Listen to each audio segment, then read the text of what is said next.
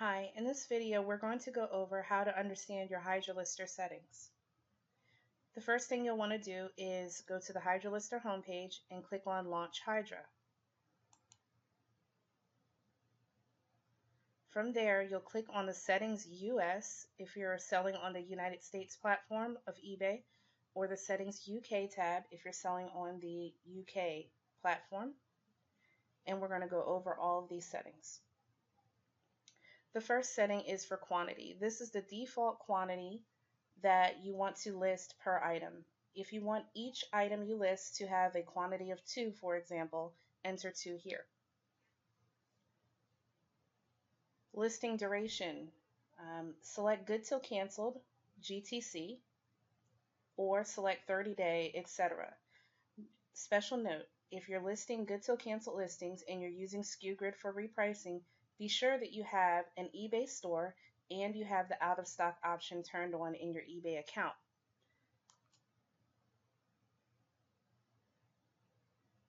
This is an example of where to find the out of stock option in eBay. You'll go to your eBay account, go to My eBay, then click on the Account tab.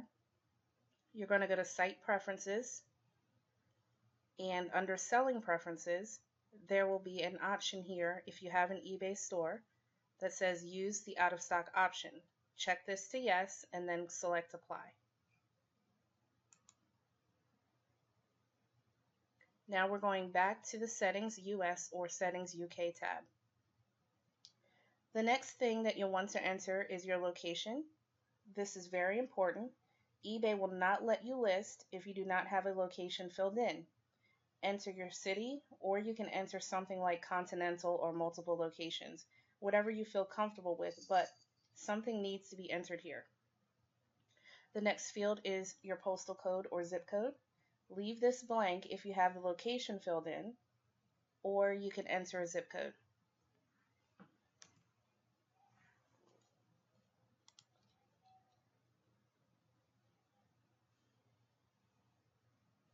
The next option is for your country. Select United States if you're selling on the US platform, or United Kingdom if you're selling on the UK platform.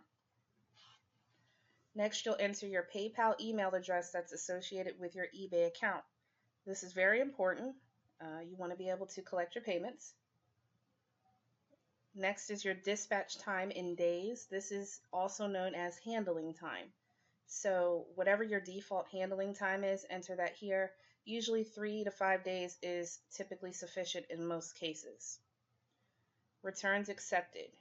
You're going to mark yes or no whether or not you accept returns. Returns accepted within days. This is the number of days that you allow for your return policy. A lot of people either do a 14 or 30-day return policy. The longer the better with eBay. Return shipping paid by. Select buyer or seller.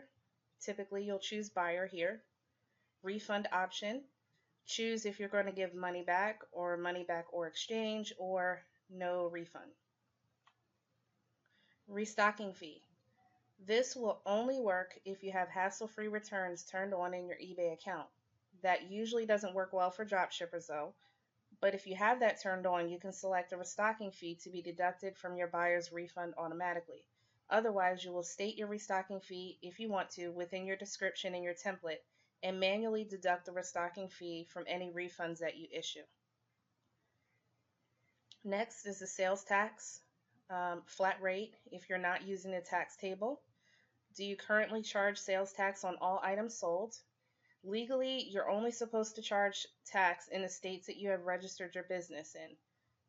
You'll need to consult your local Department of Revenue for more information on that. But if you charge an overall flat rate for tax, enter that number here, otherwise leave it blank.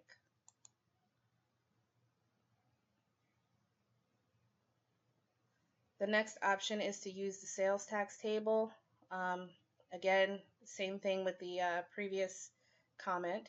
If you are charging tax and you have the sales tax table set up in eBay, then you can select yes here.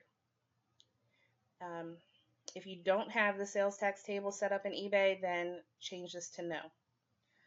These weights and measurements, length, depth, etc., you can leave these blank. If Hydra can read that from the supplier information, then it will automatically fill those in on your listings. Global shipping. If you have the global shipping option turned on in your eBay account and use it for international sales, then select yes. This will only apply to those selling on the United States platform. The UK does not have global shipping. All items will attempt to go over with this setting checked, but if the item is ineligible for global shipping based on its category, then global shipping will not apply. You will still need to figure out if the item is ineligible based on its weight or length, and if so, you need to turn global shipping off for that item once it's listed in your eBay account. Otherwise, if you do not use global shipping, then leave this set to no. Shipping service. In the United States, your default here is going to be UPS Ground. When that's listed to your eBay account, it will show as standard shipping. If you're listing on the UK platform, you can select other courier 3 days, and that will also come over as standard. Shipping cost. If you charge by default a certain amount for shipping, or if you charge zero, enter zero here. If you charge a flat rate for shipping, enter that number. Additional costs, you can leave that blank. Free shipping, select yes here if you allow free shipping for your items as a default. Otherwise, change this to no. Your final selling price formula. Vendor tax percentage. Enter the number for the amount of tax that you want to account for in your selling price. Tax rates typically vary from 5 to 9.5%. This is optional, but if you prefer to have tax figured into your selling price, enter a number that you're comfortable with or leave it blank. Margin percentage. This is the profit margin that you want to receive from your items after all fees, possible tax, and amount of the item from the supplier are factored in. For example, if the item costs $100 at the supplier and you enter a margin percentage of 12, you can expect a profit of $12.5 or $12.50 for a $100 item. Fixed margin, dollars. This is the dollar amount for any profit that you would like to receive per item in addition to the margin percentage that's mentioned here. You can leave this blank to not add any additional profit that you would like to receive per item. Minimum margin. This is the dollar amount that you would like to receive at a minimum, or the lowest amount possible that you're willing to accept for profit per item. So for example, if you listed a $10 item and had a 12% profit margin, you could expect a profit of $1.20. However, you might say to yourself, well, I don't really want to make $1.20 on an item. I want at least $3 for every item that I sell. If that's the case, then you would enter the number 3 as the minimum margin that you're willing to accept. That way, if you sell a cheaper item at a minimum, regardless of what your profit margin is, you would receive approximately $3 or whatever minimum you specify here. You can enter the number that you're comfortable with. PayPal fees. This is the percentage that PayPal charges for each transaction. This is always 2.9%. In most cases, there's some people that have slightly higher PayPal fees, but in general, they're 2.9%. PayPal fees dollar amount. This is the additional transaction fee that PayPal charges for each transaction. This is always 0.30 cents. Your eBay fees. This is the amount that you are charged by eBay for final value fees. This will always be either 9 or 10. eBay store owners are charged 9% for final value fees. If you don't have a store, then you're charged 10% for final value fees. Enter 9 or 10 here, depending on your situation. By entering these values here, it creates a final price formula or selling price formula for your items. They will be marked up according to this formula before they are listed. If you're using SKU Grid for tracking, as a default, make these values here the same as in your SKU Grid settings. If they're different, each item will have an override formula, making it difficult for you to make mass changes in SKU Grid. This will be discussed in more detail in a SKU Grid video.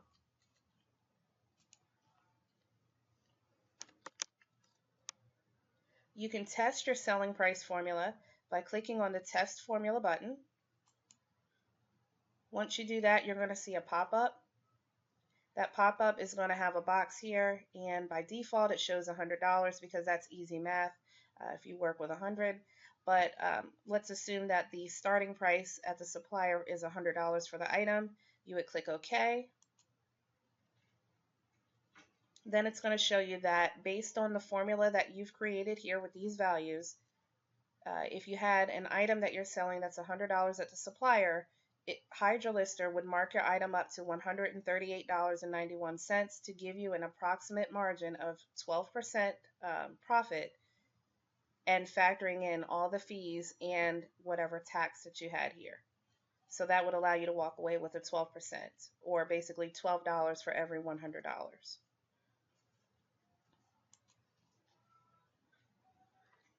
Next, we're going to set up your listing template. Okay, you have a choice of using no template, using your own custom HTML, or selecting one of Hydra's pre-made templates. If you're using a blank template or your own custom template, be sure to insert the merge field tags, they appear right here, where you want information from your supplier to appear. So for example, product description, you would have to use two left curly brackets, the word product underscore description, and then two right curly brackets. Okay, so you would place that in here where you want that to appear. The same goes for title, feature bullets. This picture here, there's a code to insert the main image from the supplier, and you would place those within your template where you want them to appear. If you use any of Hydra's default templates, they already have these tags in there, so you wouldn't have to worry about it. This is more if you're looking to modify that template, or if you're using your own or a blank template. If you leave these things out, these merge field tags, if you leave them out, Hydra will not pull the supplier information into your listing. You also have the option of selecting a predefined template. There's a drop box right here that says Use Predefined Template. Select a template from the drop-down and click on Switch to Editor to preview it. So here I selected the Kali Basic Orange template. You'll see a bunch of HTML code and you're wondering, well, how do I edit this information? You basically scroll down and there will be a button on the right that says Switch to Editor. Once you do that, you'll see a preview of your template and what it looks like, and you can make any necessary changes that you would like. So all you'd have to do is highlight your ID here. You would highlight that and type over it.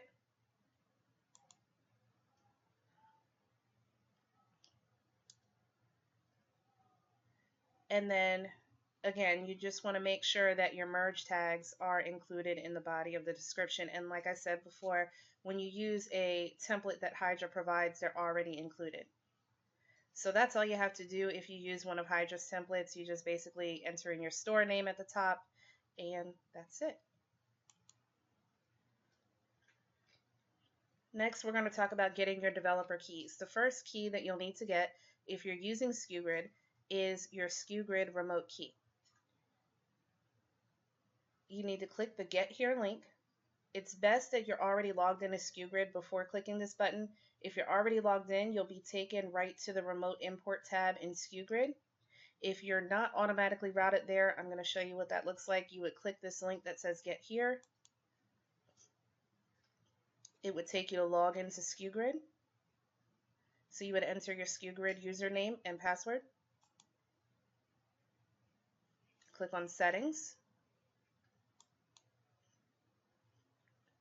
And then click on Remote Import over to the right. Once you're on the Remote Import screen, you click the button that says Generate New.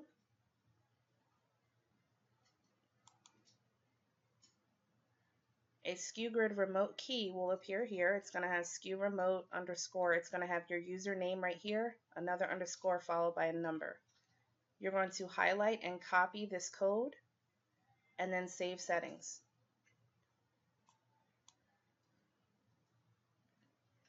Next, you'll come back to Hydra and you'll paste in the SKU remote key that you just got from SKU, and that's it. Doing this allows Hydra to integrate with SKU effortlessly and automatically pass information about your listings into SKU after they are listed. In this way, you'll be able to automatically track and reprice as soon as your item is listed with no additional effort on your part. Okay, so next you're going to click Get Here to get your eBay keys. This link will take you to eBay to obtain your developer keys. These are essential in order to give Hydra Lister access and permission to list items into your account. Click the link that says Get Here. You'll be taken to a page that states, please click here to be redirected to eBay for authentication. You'll click that link.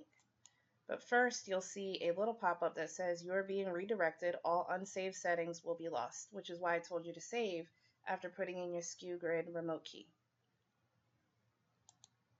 You click OK. And then you'll see a link here that says, please click here to be redirected to eBay for authentication.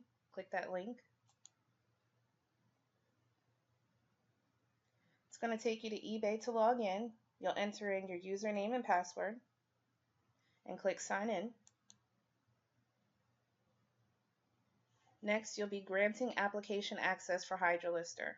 It's going to ask you for permission. You're going to click agree, and then you're going to authenticate on the following screen. Once you're done with that, it's going to tell you that you can close this screen. And once you close this screen and return to Hydra, you'll see that your eBay keys have automatically been filled in.